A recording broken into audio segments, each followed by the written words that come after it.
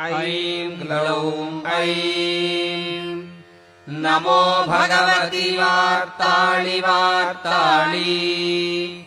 वाराहि वाराहि वराहमुखि वराहमुखि अन्धे अन्धिनि नमः रुन्धे रुन्धिनि नमः जम्भे जम्भिनि नमः मोहे मोहिनि नमः स्तम्भे स्तम्भिनि नमः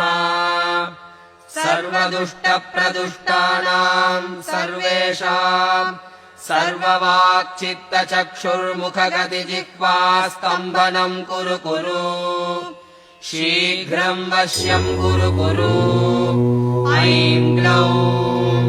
टह टह टह टह हुं फट् स्वाहा